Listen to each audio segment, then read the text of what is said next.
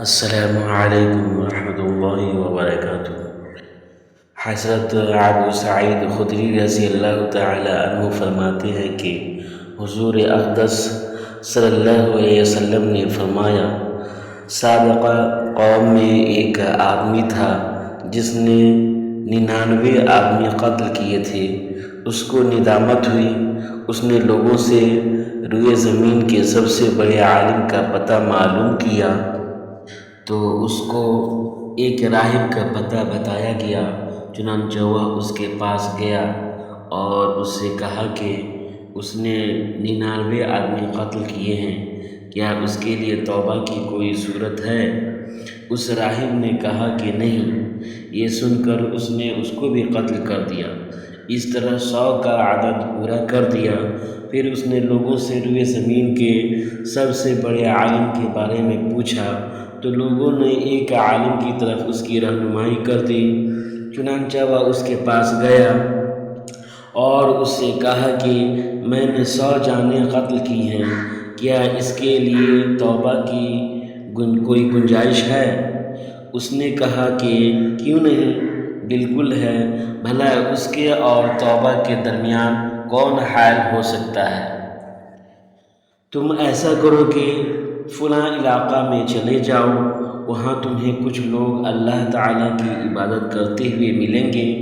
تم ان میں شامل ہو کر اللہ کی عبادت اور بندگی شروع کر دینا اور اپنے علاقہ میں واپس ہرگز نہ آنا، کیونکہ یہ برا علاقہ ہے۔ چنانچہ وہ چل پڑا۔ ابھی آدھے راستہ پر تھا کہ موت کا وقت آ گیا۔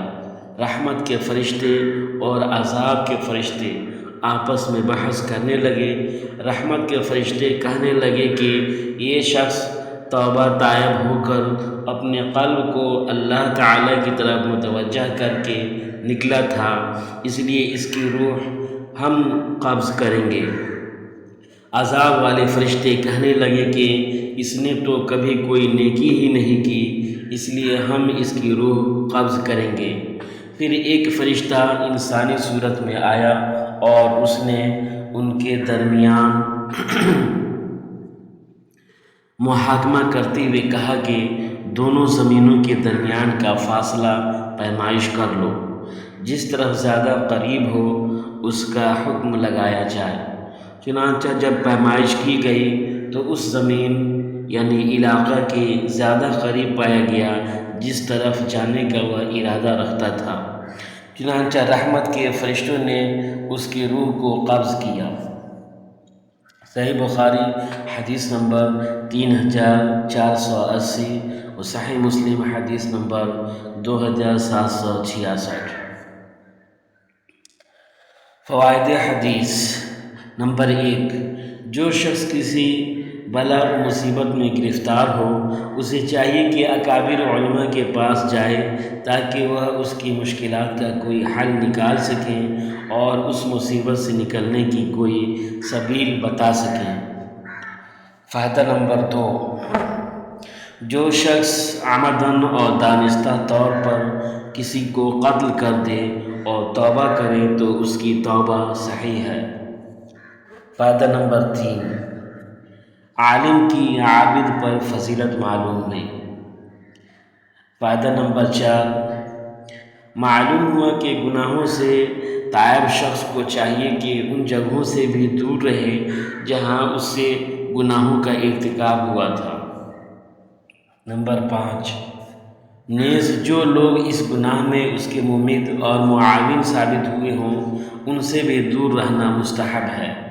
نمبر 6، ایسی جگہ کو تلاش کرے جہاں خیر و صلاح نیکی عام ہو اور اس کو اپنا مسکن بنائے تاکہ نیک کام آسانی سے کر سکے اور گمراہی اور لغزشات سے اپنے آپ کو بچا سکے۔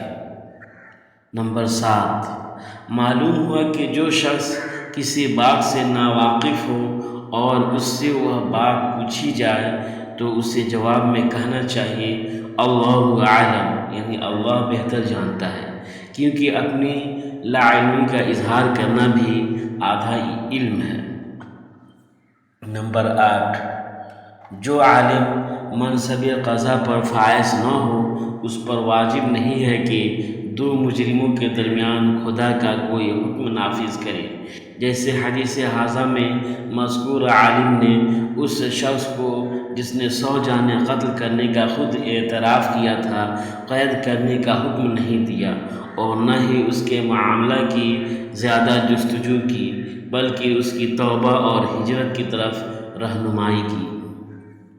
نمبر 9، اس حدیث سے اولاد آدم کی فضیلت بھی معلوم ہوئی کہ اللہ تعالیٰ نے جس فرشتہ کو ان فرشتوں کے درمیان فیصلہ کرنے کے لیے بھیجا تھا وہ انسانی صورت میں آیا تھا۔ نمبر 10، معلوم ہوا کہ فرشتے انسانی صورت میں متشکل ہونے پر قدرت رکھتے ہیں، جیسے اس فرشتہ نے انسانی روپ اختیار کیا جس نے رحمت کے فرشتوں اور عذاب کے فرشتوں کے مابین فیصلہ کیا۔ نمبر 11، اللہ تعالیٰ بعض اوقات بندے کی نیت اور عزم پر جزا دیتے ہیں خواہ اس نے کوئی عمل نہ کیا ہو۔ نمبر 12، ارواح کو قبض کرنے کے سلسلہ میں لوگوں کے درمیان تفاوت ہے۔ جو نیک ہوتا ہے اس کی روح کو رحمت کے فرشتے قبض کرتے ہیں اور جو بد ہوتا ہے اس کی روح کو عذاب والے فرشتے قبض کرتے ہیں۔ نمبر 13، اس حدیث سے پتہ چلا کہ بسا اوقات فرشتوں کو بندوں کے بعض احوال معلوم نہیں ہو پاتے، جیسے اس حدیث میں ملاحظہ ہوا۔ اگر ایسی بات نہ ہوتی تو اس آدمی کے بارے میں ان کا جھگڑا نہ ہوتا۔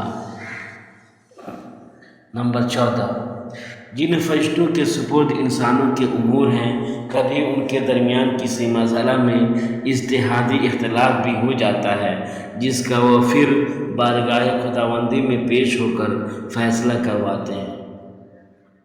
السلام علیکم ورحمۃ اللہ وبرکاتہ۔